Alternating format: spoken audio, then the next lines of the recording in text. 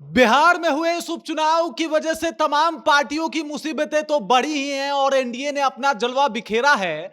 लेकिन सबसे ज्यादा किसी की मुसीबत बढ़ी है तो वो है प्रशांत किशोर।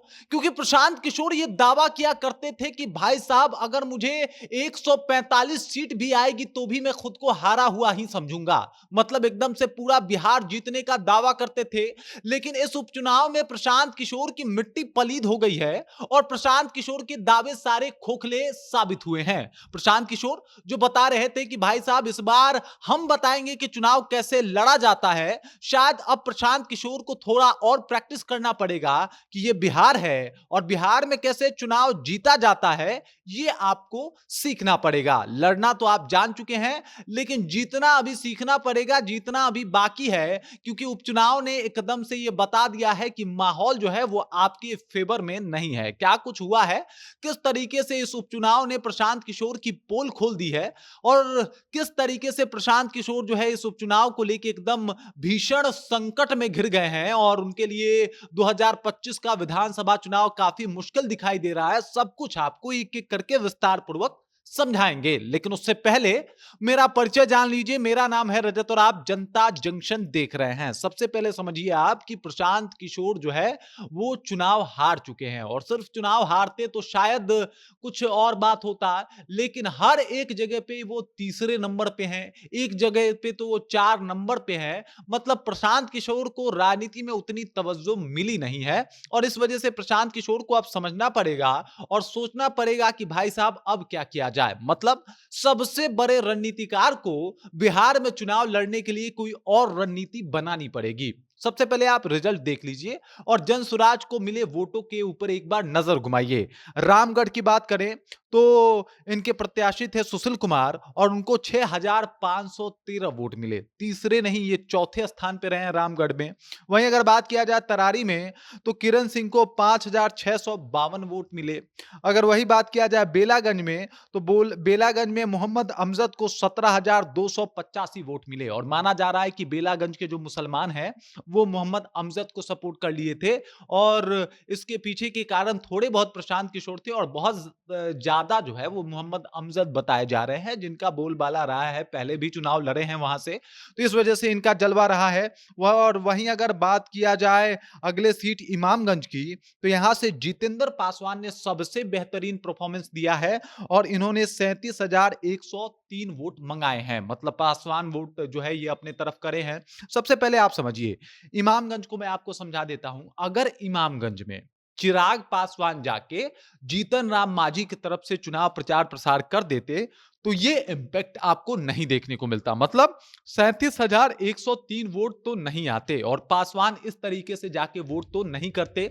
लेकिन चूंकि हुआ यह है कि इमामगंज में नहीं गए और सबको पता है कि चिराग पासवान और जीतन राम मांझी के बीच में क्या कुछ चल रहा है, उसका भरपूर फायदा उठाए हैं जितेंद्र पासवान और पासवानों के वोट को अपने तरफ करे हैं। साथ ही साथ प्रशांत किशोर को भी कुछ वोट मिले हैं। लेकिन इमामगंज के तर्ज पे अगर देखा जाए बाकी सीटों पे तो बाकी सीटों पे बड़ी बुरी स्थिति में प्रशांत किशोर दिखाई दे रहे हैं। मतलब प्रशांत किशोर जो दावा करते थे कि भाई साहब, अगर मुझे 145 सीट भी आती है तो मैं खुद को हारा हुआ मानूंगा, या फिर इस बार तो एकदम माहौल बदल देंगे, या फिर इस बार अगर आप वोट देने जाइएगा तो आप अपने बेटे का मुंह देखिएगा। इन सब दावों के बीच में जनता जो है वो नहीं फंसने वाली थी और जनता फंसी भी नहीं है। आप सोचिए कि पूरे भारत के सबसे बड़े रणनीतिकार बताते हैं खुद को, लेकिन अगर बात इस उपचुनाव की जाए तो तीसरे और चौथे नंबर पे रहने वाले प्रशांत किशोर आखिरकार 2025 के विधानसभा चुनाव, जो कि निर्णायक चुनाव होने वाला है, मतलब ये तो सेमीफाइनल था, फाइनल में क्या परफॉर्मेंस होगा। सेमीफाइनल में 1 साल के लिए विधायक चुनना था, उस वक्त भी आपको कोई मौका नहीं दिया, तो समझिए जब 5 साल का विधायक चुनना होगा तो प्रशांत किशोर के ऊपर कोई कैसे भरोसा जता पाएगा। मतलब आप समझ जाइए कि इससे प्रशांत किशोर का भरोसा जो है वो बिहार में कम हुआ है और मुझे लगता है कि ये जो उपचुनाव है वो प्रशांत किशोर को बहुत ज्यादा पीछे धकेल दी है। एक हवा बना था, एक माहौल बना था प्रशांत किशोर का अब जिक्र जो है वो बिहार के राजनीतिक गलियारों में शुरू हुई थी। लेकिन इस उपचुनाव के रिजल्ट की वजह से प्रशांत किशोर जो है वो बैकफुट पे आ गए हैं। प्रशांत किशोर परेशान भी होंगे, प्रशांत किशोर भले लाख, 2 लाख, 5 लाख, 10 लाख लोगों की भीड़ जुटा लेते हों, भले उन्होंने पदयात्रा में एकदम से जनता को टच किया हो, लेकिन उसे वोट में अभी तक कन्वर्ट नहीं कर पाए हैं।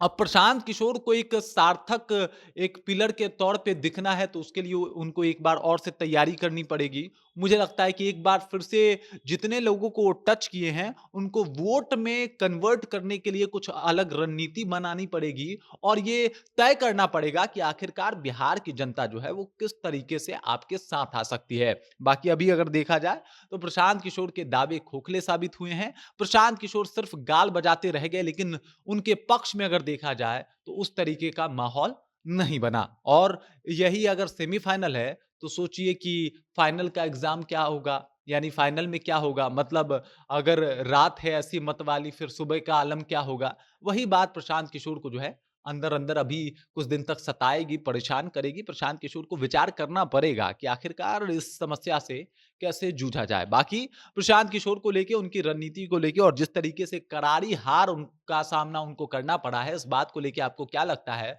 कृपया कमेंट कीजिए और अपना विचार हम तक पहुंचा दीजिए। बाकी आप देख रहे हैं जनता जंक्शन और मेरा नाम रजत है।